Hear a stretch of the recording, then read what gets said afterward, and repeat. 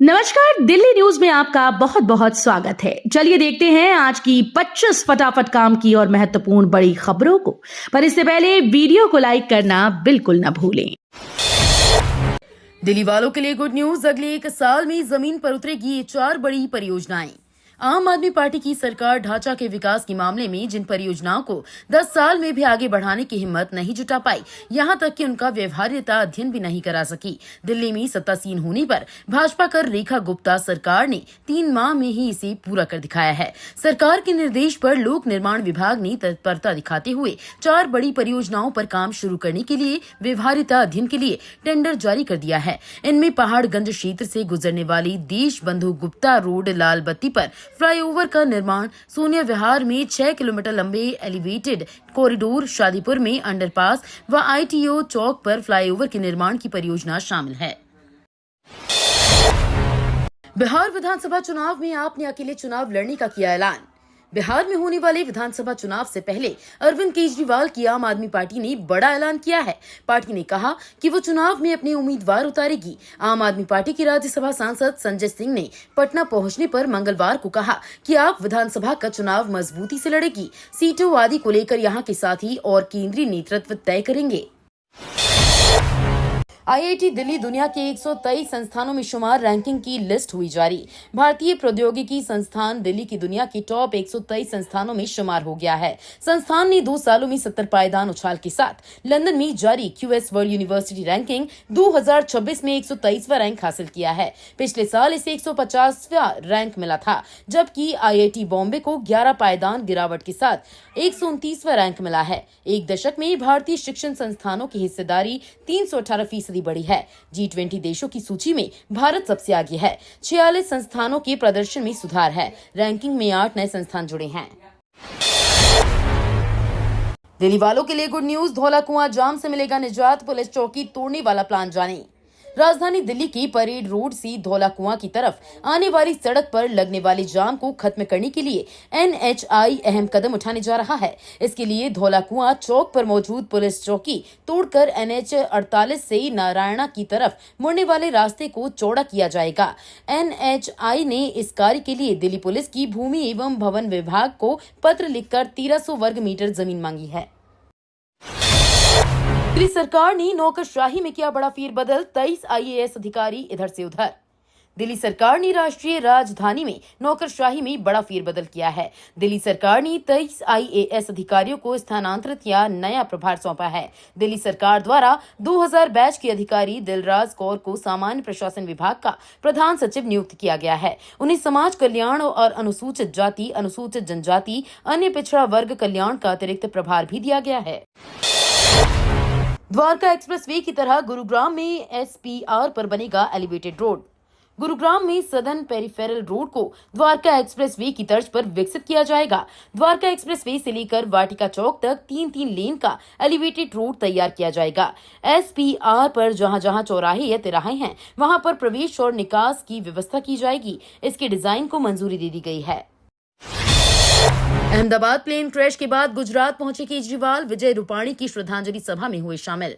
दिल्ली की पूर्व मुख्यमंत्री अरविंद केजरीवाल की विमान हादसे पर प्रतिक्रिया सामने आई है। राजकोट पहुंची आम आदमी पार्टी के राष्ट्रीय संयोजक अरविंद केजरीवाल ने कहा कि एयर इंडिया विमान दुर्घटना में 240 से ज्यादा लोगों की मौत हो गई है। ये बहुत दुखद दुर्घटना थी। विजय रूपाणी भी इस विमान में यात्रा कर रहे थे और उनकी भी इस दुर्घटना में मृत्यु हो गई। मैं उनकी आत्मा की शांति की प्रार्थना करने के लिए इस श्रद्धांजलि सभा में आया हूँ। मैंने उनकी पत्नी और परिवार के अन्य सदस्यों से मुलाकात की। मैं ईश्वर से विजय रूपाणी की आत्मा को शांति देने की प्रार्थना करता हूं। सीएम रेखा गुप्ता ने आयुष्मान आरोग्य मंदिर का किया शुभारंभ। दिल्ली की मुख्यमंत्री रेखा गुप्ता ने मंगलवार को 30 हजारी कोट परिसर में आयुष्मान आरोग्य मंदिर का उद्घाटन किया। इस अवसर पर उन्होंने कहा कि ये प्रधानमंत्री नरेंद्र मोदी की परिकल्पना का हिस्सा है। सीएम गुप्ता ने कहा कि दिल्ली में आज एक साथ 33 आयुष्मान आरोग्य मंदिर और 17 जन औषधि केंद्रों का उद्घाटन किया जा रहा है। इस दौरान रेखा गुप्ता ने आम आदमी पार्टी की मोहल्ला क्लिनिक योजना पर तीखा हमला बोला। उन्होंने कहा कि मोहल्ला क्लिनिक पूरी तरीके से घोटाला था। इसमें न देखभाल थी, न दवाएं। इसका एकमात्र उद्देश्य पैसा कमाना था। लाल रंग की डिस्पेंसरी पर कर दी रंगाई पुताई, 33 आयुष्मान आरोग्य मंदिर बनाए जाने पर बरसी आप। रेखा गुप्ता के नेतृत्व वाली दिल्ली की भाजपा सरकार ने राजधानी की 33 आयुष्मान आरोग्य मंदिर और 17 जन औषधि केंद्रों की सौगातें दी हैं। इसका उद्घाटन सीएम रेखा गुप्ता द्वारा किया गया। हालांकि इन भाजपा द्वारा बनाए गए इन आयुष्मान आरोग्य मंदिर को आम आदमी पार्टी ने झूठ के पुलिंदे कहा है। आप नेता सौरभ भारद्वाज ने दावा करते हुए इमारत की दीवार पर लगे शिलापट्ट को दिखाते हुए कहा, केजरीवाल सरकार द्वारा बनाए गए मोहल्ला क्लिनिक और डिस्पेंसरी पर नया पेंट करके उन्हें नया आयुष्मान आरोग्य मंदिर बताया जा रहा है। और बेहतर होंगी दिल्ली मेट्रो की सेवाएं, विदेशी विवि के साथ किया समझौता। दिल्ली मेट्रो रेल कॉरपोरेशन ने रोलिंग स्टॉक और ट्रैक रखरखाव के उन्नत स्वचालन जैसे क्षेत्रों में मेट्रो रेल अनुसंधान पर सहयोग करने के लिए मेलबर्न स्थित मोनाश विश्वविद्यालय के रेलवे प्रौद्योगिकी संस्थान के साथ एक समझौता ज्ञापन पर हस्ताक्षर किए हैं। दिल्ली मेट्रो रेल कॉरपोरेशन ने मंगलवार को ऑस्ट्रेलिया की मोनाश यूनिवर्सिटी के साथ एक MOU पर हस्ताक्षर किए, जिसका मकसद मेट्रो रेल टेक्नोलॉजी में रिसर्च और विकास पर सहयोग करना है। ओखला में अवैध निर्माण पर दिल्ली हाई कोर्ट का बड़ा फैसला, अब इस इलाके में नहीं गरजेंगे बुलडोजर। दक्षिण पूर्वी दिल्ली की ओखला के बटला हाउस इलाके में अवैध संपत्तियों पर चलाए जा रहे बुलडोजर के बीच कुछ याचिकाकर्ताओं की याचिका पर दिल्ली हाई कोर्ट ने अपना फैसला सुरक्षित रख लिया है। न्यायमूर्ति तेजस करिया की पीठ ने DDA व याचिकाकर्ताओं की ओर से पेश अधिवक्ताओं की दलीलें सुनने के बाद फैसला सुरक्षित रख लिया और कहा कि कोर्ट अपना फैसला सुनाएगा। याचिकाकर्ता हिना परवीन, जीनत कौसर, रुखसाना बेगम व निहाल फातिमा की ओर से पेश अधिवक्ता सोनिका घोष, अनुराग सक्सेना व गुरमुख दास कोहली ने दलील दी कि DDA ने सामान्य नोटिस जारी किया है, जबकि खसरा नंबर 279 में आने वाली संपत्तियों का स्पष्ट सीमांकन नहीं है। दिल्ली के इस इलाके को जाम से मिलेगी मुक्ति, किया जाएगा फ्लाईओवर का निर्माण। देशबंधु गुप्ता रोड के झंडेवालान से अजमेरी गेट तक स्ट्रेच को जाम फ्री बनाने के लिए फ्लाईओवर निर्माण का प्लान बनाया जा रहा है। ट्रैफिक पुलिस और PWD ने इस स्ट्रेच का सर्वे कर फ्लाईओवर निर्माण का सुझाव दिया है। अजमेरी गेट के पास पहले से बना जो रोड ओवरब्रिज है उसे ज्वाइंट करने का प्लान है, ताकि करीब 2 किलोमीटर का ये पूरा स्ट्रेच सिग्नल फ्री हो जाए। नया रेलवे ट्रैक शुरू होने से गुरुग्राम में उद्योगों को मिलेगी रफ्तार, रोजगार के नए अवसर होंगे पैदा।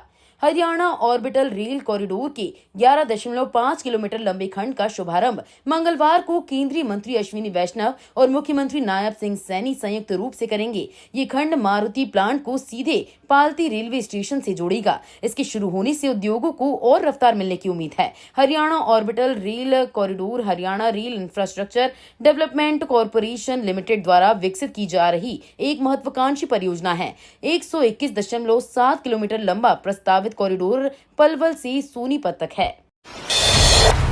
दिल्ली एम्स में मरीजों की बनेगी डिजिटल फाइल, जांच रिपोर्ट, मेडिकल हिस्ट्री रहेगी दर्ज। देश के सबसे बड़े सरकारी अस्पताल एम्स में इलाज कराने वालों के लिए राहत की खबर है। अब मरीजों की फाइलें खोने या बार बार पुराने कागज लाने का झंझट खत्म होने वाला है। एम्स को पूरी तरह डिजिटल और पेपरलेस बनाने की तैयारी शुरू हो गई है। इसका मतलब ये है कि हर मरीज की मेडिकल हिस्ट्री एक क्लिक पर डॉक्टर के सामने होगी। एम्स की OPD में रोज करीब 13,500 मरीज आते हैं और 1,200 से ज्यादा भर्ती होते हैं। DRDO IIT दिल्ली ने विकसित की क्वांटम आधारित सुरक्षित संचार तकनीक। रक्षा अनुसंधान एवं विकास संगठन ने भारतीय प्रौद्योगिकी संस्थान दिल्ली के साथ मिलकर क्वांटम आधारित सुरक्षित संचार तकनीक के क्षेत्र में बड़ी कामयाबी हासिल की है। इसके तहत IIT दिल्ली परिसर में स्थापित एक फ्री स्पेस ऑप्टिकल लिंक के जरिए 1 किलोमीटर से अधिक की दूरी पर क्वांटम की संलिप्तता का उपयोग करके फ्री स्पेस क्वांटम सुरक्षित संचार हासिल किया गया। सर गंगाराम अस्पताल में भर्ती कांग्रेस नेता सोनिया गांधी की सेहत में सुधार। पेट से जुड़ी समस्या को लेकर कांग्रेस नेता सोनिया गांधी को रविवार शाम को सर गंगाराम अस्पताल में भर्ती करवाया गया था। मिली जानकारी के मुताबिक सोनिया गांधी की सेहत में सुधार बताया जा रहा है, लेकिन अभी उनके अस्पताल से छुट्टी की तारीख तय नहीं की गई है। अस्पताल के चेयरमैन अजय स्वरूप ने बताया कि सोनिया गांधी की हालत स्थिर है और सेहत में सुधार है। वे पेट के संक्रमण से उबर रही हैं। उनके खान पान पर बारीकी से नजर रखी जा रही है। कोरोना में हुआ घाटा तो स्कूल संचालक बन गया साइबर ठग। दिल्ली पुलिस ने राजस्थान से दबोचा। दक्षिण पश्चिमी जिला पुलिस की साइबर थाना टीम ने राजस्थान की सीकर से एक स्कूल संचालक को गिरफ्तार किया है। स्कूल संचालक ने ऑनलाइन निवेश के नाम पर महिला से 29 लाख रुपए की ठगी को अंजाम दिया था। आरोपी 44 वर्षीय चोथमल सैनी को पुलिस कई साल से तलाश कर रही थी। उस पर जिले में पहले भी 2 ठगी के मामले दर्ज हैं। चोथमल सैनी के पास से पुलिस ने वारदात में इस्तेमाल मोबाइल बरामद किया है। आरोपी ने बताया कि कोविड काल में वो घाटी में चला गया था, जिसके बाद वो साइबर ठगी की वारदातों को अंजाम देने लगा। दिल्ली में बारिश के बाद कई इलाकों में जलभराव, 12 उड़ानें डाइवर्ट। दिल्ली एनसीआर में मंगलवार दोपहर से हो रही बारिश से लोगों को थोड़ी राहत मिली है, लेकिन एक बार फिर दिल्ली सड़कों पर जलभराव की समस्या नजर आई। कई सड़कों पर भारी जलभराव हो गया, जिससे लोगों को काफी परेशानी झेलनी पड़ी। इसके अलावा दिल्ली एयरपोर्ट पर उड़ानों पर भी बारिश का असर पड़ा है। जानकारी के मुताबिक दिल्ली में खराब मौसम के कारण 12 उड़ानों का डाइवर्ट किया गया है। सरचार्ज ने महंगा कर दिया बिजली का बिल, गुस्से में दिल्ली वाले। दिल्ली की घरेलू और व्यावसायिक बिजली उपभोक्ता सरचार्ज में कथित भारी वृद्धि को लेकर नाराज हैं। पिछले साल ये लगभग 15% था, जो इस साल कई बार की बढ़ोतरी के बाद लगभग 50% तक बढ़ गया है। इसके कारण पिछले 2 महीनों से बिजली के बिल काफी बढ़ गए हैं। उन्होंने आरोप लगाया कि नई दिल्ली नगर परिषद के तहत आने वाले इलाकों में सरचार्ज की दरें शहर के अन्य हिस्सों की दरों से कहीं ज्यादा है। जेल में बंद गैंगस्टर काला जठेड़ी बनेगा बाप, तिहाड़ से भेजा स्पर्म। तिहाड़ जेल में बंद गैंगस्टर संदीप उर्फ काला जठेड़ी ने दिल्ली की एक अदालत से अनुमति मिलने के बाद संतान प्राप्ति के लिए इन विट्रो फर्टिलाइजेशन से संबंधित चिकित्सा प्रक्रिया कराई है। सूत्रों ने मंगलवार को ये जानकारी दी। दिल्ली की एक अदालत ने इससे पहले IVF उपचार से संबंधित प्रक्रिया के लिए अंतरिम हिरासत पैरोल के अनुरोध वाली जठेड़ी की याचिका को मंजूरी दे दी थी। दिल्ली हाईकोर्ट का फैसला, वैवाहिक विवाद में गंभीर आरोपों के लिए भुगतनी होगी सजा। वैवाहिक विवाद से जुड़े दहेज उत्पीड़न के एक मामले में गंभीर आरोप लगाने के बाद समझौते के आधार पर FIR रद्द करने से इनकार करते हुए दिल्ली हाईकोर्ट ने कड़ा रुख अपनाया है। जस्टिस गिरीश कटपालिया की बेंच ने कहा कि मामले में महिला ने याचिकाकर्ताओं पर गंभीर आरोप लगाए हैं। इतना ही नहीं, महिला ने कोर्ट को ये भी बताया कि FIR में लगाए गए यौन उत्पीड़न और आपत्तिजनक तस्वीरें लेने जैसे गंभीर आरोप सही हैं। कोर्ट ने कहा कि अगर लगाए गए आरोप सही हैं, तो याचिकाकर्ता सजा के हकदार हैं, और अगर आरोप झूठे हैं तो महिला को इसके परिणाम भुगतने होंगे। तकनीकी खराबी के चलते एयर इंडिया की दिल्ली पेरिस उड़ान रद्द, यात्री ले सकते हैं रिफंड। दिल्ली से पेरिस के लिए 17 जून 2025 को रवाना होने वाली एयर इंडिया की फ्लाइट संख्या EI-143 को रद्द कर दिया गया है। एयर इंडिया के प्रवक्ता की ओर से मंगलवार को ये जानकारी दी गई। एयर इंडिया के प्रवक्ता ने बताया कि उड़ान EI-143 को रद्द करने का निर्णय अनिवार्य प्री फ्लाइट जांच के दौरान तकनीकी समस्या आने के चलते लिया गया। तकनीकी टीम इसे ठीक कर रही है। उन्होंने बताया कि चूंकि पेरिस के शॉल्स डी गॉल हवाई अड्डे पर रात में उड़ानों के संचालन पर प्रतिबंध है, इसलिए तय समय पर उड़ान संचालित नहीं की सकी और रद्द कर दिया गया। दिल्ली में डॉक्टर बने भगवान, मरीज के पेट से निकाली चम्मच। दिल्ली से हैरान करने वाला मामला सामने आया है। यहाँ 30 साल के एक युवक ने गलती से चम्मच निगल ली, जो शरीर के अंदर जाकर ऊपरी आंत में फंस गई। युवक के पेट में दर्द हुआ तो आनन फानन में अस्पताल ले जाया गया। जहाँ एक्सरे जांच सामने आई तो सब हैरान रह गए। डॉक्टरों ने बताया कि शरीर के अंदर 8 सेंटीमीटर लंबी चम्मच फंसी है, जिसे ऑपरेशन के जरिए युवक के शरीर से बाहर निकाला गया। ईरान इजरायल युद्ध से भारत में चावल की सप्लाई ठप, ड्राई फ्रूट्स मार्केट में भी अफरा तफरी। ईरान और इजरायल के बीच छिड़े युद्ध का असर अब भारत पर भी पड़ने लगा है। हालत ये है कि भारत से ईरान में चावल का एक्सपोर्ट लगभग ठप हो गया है। जानकारी के मुताबिक भारत से बासमती सेला चावल की सबसे ज्यादा सप्लाई ईरान में होती है, लेकिन इजरायल के बीच बढ़ते तनाव के चलते बीते 4 दिनों से भारत से चावल की सप्लाई ठप हो गई है, जिससे चावल कारोबारियों में खलबली मच गई है। थाईलैंड, दुबई में सौदा पाक सर्वर पर ईमेल बना मंगाते ड्रग्स, 13,000 करोड़ की कोकीन केस की जांच पूरी।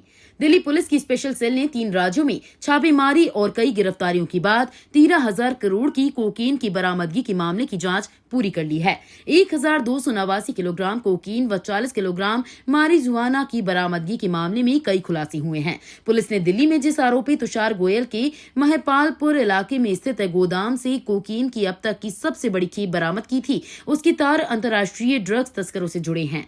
तो ये थी आज की बड़ी खबरें। रोजाना ऐसे ही सबसे पहले अपडेट पाने के लिए चैनल को सब्सक्राइब करना बिल्कुल न भूलें। धन्यवाद।